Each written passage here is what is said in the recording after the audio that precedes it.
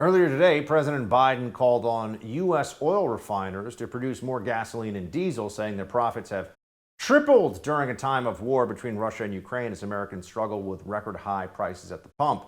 In a letter to 7 oil refiners, Biden said, quote, "There is no question that Vladimir Putin is principally responsible for the intense financial pain the American people and their families are bearing. But the crunch that families are facing deserves immediate action. Your companies need to work with my administration to bring forward concrete, near-term solutions that address the crisis." Biden still blaming Russia, taking no responsibility, of course. No surprise there. Here now with reaction, founder and executive director of Power the Future, Daniel Turner. Daniel, good to see you. Thanks for having me on, Buck. Let's just first have you react to what Biden's saying here.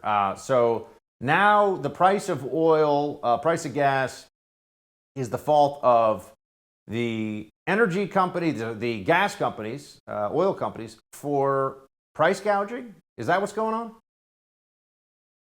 Yeah, I mean, Biden has tried to find a foil everywhere, right? He's blamed Putin. He's blamed the oil and gas industry. He's repeatedly blamed COVID and supply chain and all these other boogeymen out there. And that's because he can't admit that his own policies have caused this. I mean, just in the last couple of weeks, literally millions of acres of land have been removed from federal leases for oil and gas exploration, right? Land in Alaska, land off the Gulf Coast. They've taken remarkable amounts of steps in the regulatory space to punish the oil and gas industry, and this has repeatedly sent a signal, right? It's told investors, don't invest in this space because government's not going to allow you to drill, and that's exactly what's happening. The oil and gas industry is not producing at the rate it was, because government is punishing them every step of the way. So Biden wants this to happen. He knew this would happen. He just doesn't want the political fallout, especially as we get close to November. It does seem that there are some who are aware of what's going on here and the political games being played. The governor of Florida, Ron DeSantis, pointed out that Biden keeps talking about releasing oil from the strategic reserve. That is not even close to being a solution. Watch. Releasing barrels of oil from the strategic petroleum reserve, that is not an energy policy, okay? That's a political move trying to CYA so people don't blame you as much, although they do blame him because they're smart. But that's all that is. That is not a solution. And honestly, he's drawing that down. If we did have something else happen, we may need to actually use that for other things, and we may not have the capacity at that point. Basically saying you really should only use that in a break the glass kind of emergency.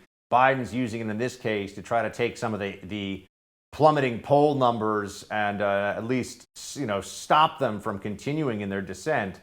So what is the Biden energy policy? One part of this I think is so interesting, Dan, is that we're talking about this and Biden says, well, we need to transition to green energy, but then he also says, oh, but I don't have a problem with fossil fuels. Sure. Which is it? Yeah, there is no consistent energy policy from this administration. You are right. They want to push this green revolution, right? We have this Defense Production Act authorization for solar panels, which is really just a blank check to China. So they want to hasten the transition to wind and solar, despite the fact that it's unreliable, despite the fact that it doesn't really work, that it's incredibly expensive, that it's inefficient, et cetera. They want this to happen. And in order to do that, they have to make fossil fuels the enemy. They have to make fossil fuels get out of the way. And the way you do that is to make them incredibly expensive, right? America loves fossil fuels.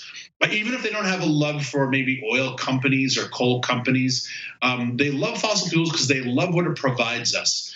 Really inexpensive goods, really inexpensive filling up your car, really inexpensive jumping on a plane to go away for the weekend, right? Our economy is based on reliable, inexpensive, abundant energy, which drives down the prices of all goods. How do we get Americans off of that? Well, you make fossil fuels expensive, and then maybe they will clamor for an alternative. And that alternative is wind, solar, state-run, the green technologies that they're pushing. So this is there, I guess, if there is an energy policy, it's this. Punish fossil fuels and to the point that you break the will of the American people, and then maybe they can usher in this new green technology because the American people don't want it and the markets certainly don't want it.